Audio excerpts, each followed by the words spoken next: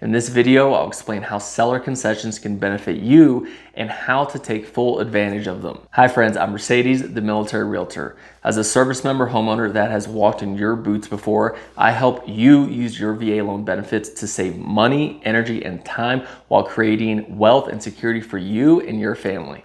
What are seller concessions? Understand this powerful tool. Seller concessions can cover your closing costs, saving you thousands at the time of purchase. Seller concessions can include costs like appraisal fees, inspection fees, and even some prepaid expenses. They help reduce the amount of cash you need to bring to the closing table, making the home buying process more affordable. My client Sarah was able to save over $4,000 in closing costs through seller concessions, allowing her to keep more money in her pocket for moving expenses. Negotiate like a pro. How to ask for seller concessions. Successfully negotiating seller concessions can significantly reduce your out-of-pocket expenses. Start by including the request for seller concessions in your initial offer. Be prepared to explain how these concessions will benefit both parties, making it a win-win situation for everyone, which is exactly what we want. John, a veteran, negotiated seller concessions by demonstrating the benefits to the seller, such as a quicker closing process and saving him $3,000. Maximize savings, types of costs that seller concessions can cover. Seller concessions can cover home inspection, appraisal fees, and a lot more, making your home purchase a lot more affordable for you and your family. Typical costs covered can include loan origination fees, title insurance, and even home warranties. Understand all possible concessions can help you maximize your savings.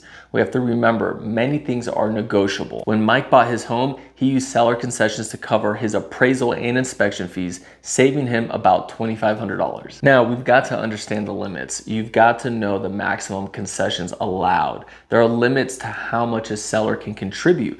Navigating these limits can maximize your savings. The VA allows a seller concession of up to 4% of the loan amount.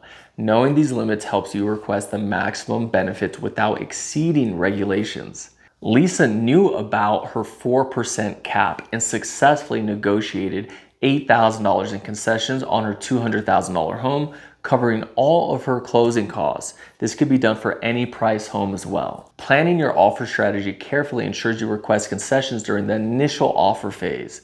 Make your requests up front to avoid negotiation later on. Work with your realtor to strategically time your offer in a way that makes the seller more likely to agree.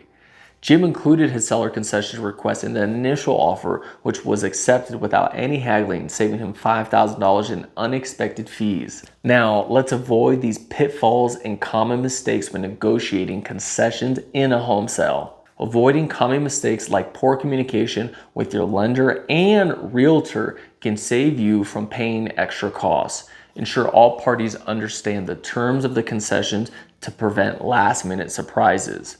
We've got to document everything to keep the process transparent and straightforward, which I do very well. Susan made sure her realtor and lender were on the same page about the seller concessions, which avoided any last-minute issues at closing. Hearing success stories can help you understand the tangible benefits of seller concessions. So I had a buddy, Greg, and his family. They saved over $6,000 through seller concessions, which they used to furnish their new home, making their move much smoother and stress-free. I even used seller concessions to cover closing costs when I purchased my home. DM me or comment real estate now to start creating wealth and security through smart real estate transactions. Don't miss out on these valuable savings.